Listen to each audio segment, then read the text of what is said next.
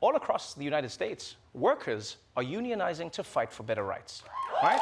Yeah, this is happening everywhere. From Amazon to Starbucks, even Apple, and now the movement is gaining so much steam, it's even stretching back in time.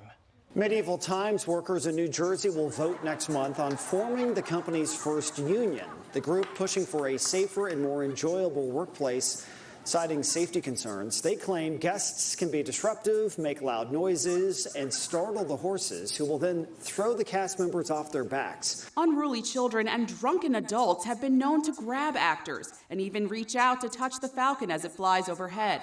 Workers say Medieval Times skimps on security to save money, leaving performers to enforce boundaries and police the crowd.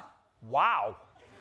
Do you know how wild the crowd has to be to mess with people in armor carrying swords? I mean, I knew white people get drunk, but this is a whole other level. This is, I'm gonna fight that horse, bro!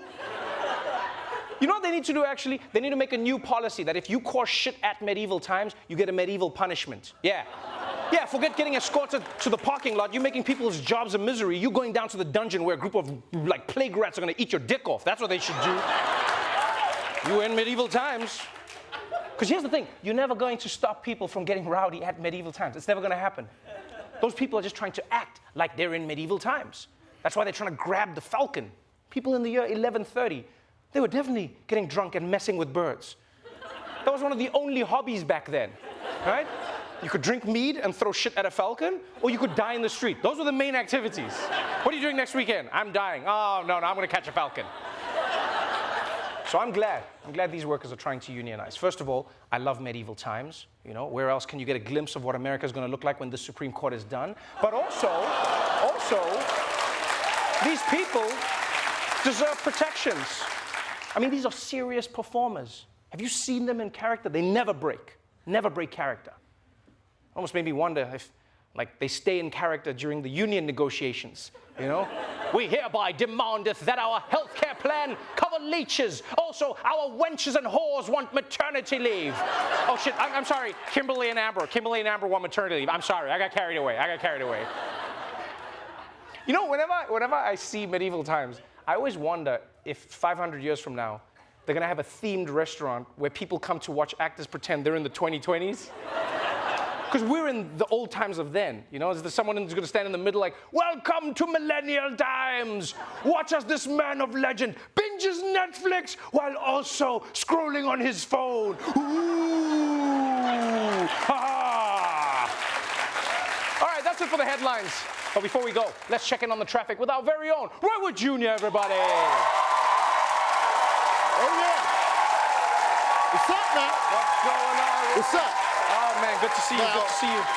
So, what's happening with the traffic, Roy? I don't even think we need to talk about today's traffic. You never want to talk about the traffic, Roy. No, I do. I do want to talk about traffic. I want to talk about the weekend traffic, that holiday traffic. That's going to be wild. Okay. We don't need to talk about this. We need to talk about this weekend. It's going to be a huge travel weekend, man. It is. It's going to be a lot of, you just need to be wherever the traffic ain't. That's where you need to be. Well, I'm sorry, what? Yeah, look, I just want to give people a couple of tips. I just want to give people a few tips on how to deal with the holiday traffic. Oh, now, like which roads to go on and like that? We already know the basics, right? We already know if you're stuck on the freeway, you just take the shoulder and you drive on the shoulder.